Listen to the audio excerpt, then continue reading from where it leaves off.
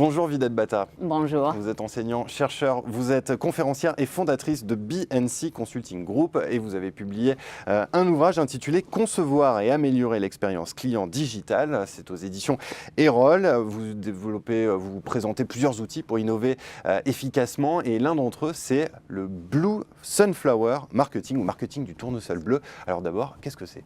Alors, le marketing du tournesol bleu ou le Blue Sunflower Marketing est un outil assez disruptif et assez novateur qui va nous permettre de designer une expérience client émotionnelle, fonctionnelle, mais sur les plateformes numériques en intégrant aussi d'autres devices de la technologie. Et donc, c'est un outil qui va intégrer 3 éléments principaux. Le marketing digital, l'expérience client avec ses dimensions paradoxales, émotionnelles, sociales, et puis l'innovation de rupture. Quelles sont les caractéristiques de ce Blue Sunflower Marketing ? Alors, le Blue Sunflower Marketing, il fait référence au tournesol bleu. Il y a cette métaphore, mais il y a une idée derrière cette métaphore.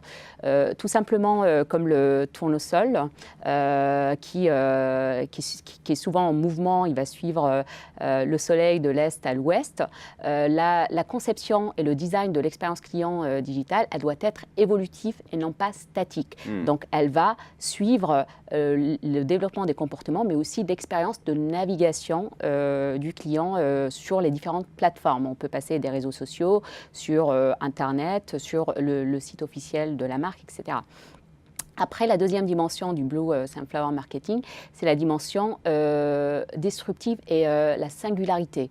Un tournesol jaune dans un champ, personne ne va le remarquer, ça va intriguer personne. Un tournesol bleu, on va le voir et on va se demander. Donc, quand on design une expérience client digitale, en intégrant différents types de technologies, il faut vraiment rester sur cet aspect, comment je peux interpeller, intriguer, provoquer, déstabiliser le consommateur pour créer ou l'utilisateur pour créer cette connivence avec lui et faire réfléchir.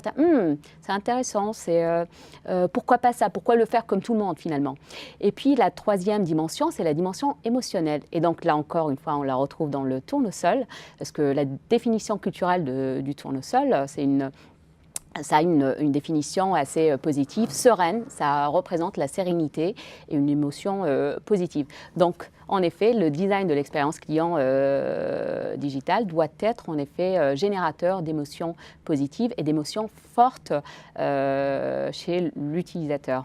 Alors, j'en reviens à ce terme de disruptif que vous avez déjà employé à plusieurs reprises depuis le début de cette interview. En quoi le Blue Sunflower Marketing, pardonnez-moi, est une technique disruptive? Est-ce en raison du recentrage de la perspective sur le client, ses besoins, ses émotions, ses attentes, etc.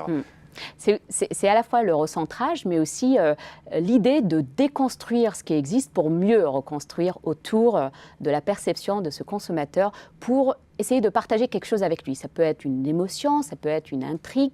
Et donc, tout cela peut être réalisé dans un assemblage assez harmonieux de différentes technologies pour optimiser cette expérience et l'immersion. Alors, dans le livre, vous avez retenu 2 exemples pour illustrer cette technique, celui d'Orange et celui de la revue The Good Life. En quoi ces exemples vous semblent révélateurs?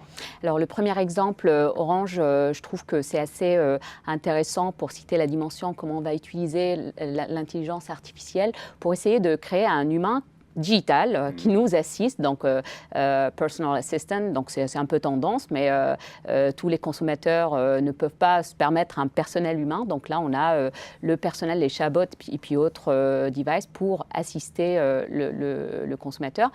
Et puis, le deuxième exemple de la revue de Good Life, je trouve que c'est assez intéressant parce que c'est une revue qui se lit. Il y a un site internet, mais qui se vit aussi à travers le Concept Store au printemps.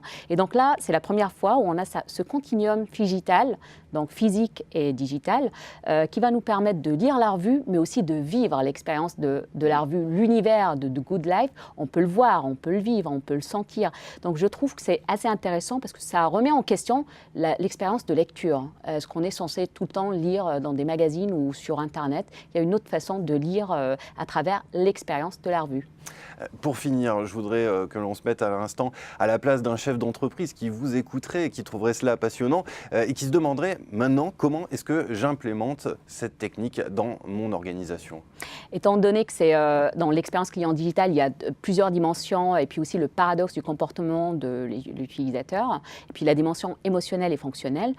Pour mieux traduire tout cela et créer quelque chose qui a de la valeur, qui intrigue et qui est singulier pour le consommateur, et qui est bien intégré dans son parcours, il faut passer du big data au smart data immersif. Donc le smart data, c'est quel type de données on va générer de manière à être au plus près de comment les utilisateurs vont naviguer, quelles sont leurs expériences de navigation et quel est leur rapport à la technologie, à quel moment ils intègrent la technologie, à quel moment ils préfèrent éviter. Donc pour moi, il faut passer vraiment par des outils type la netnographie. La netnographie, c'est l'ethnographie appliquée à Internet qui va nous permettre de faire émerger toutes ces dimensions pour ensuite les traduire à travers le marketing du tournesol bleu. Eh bien, merci beaucoup, Vidette Bata, pour ces explications, cette présentation de cette technique marketing. Et pour ceux qui veulent en savoir plus, je renvoie votre livre à l'expérience client digitale aux éditions Erol. Merci beaucoup. Merci à vous.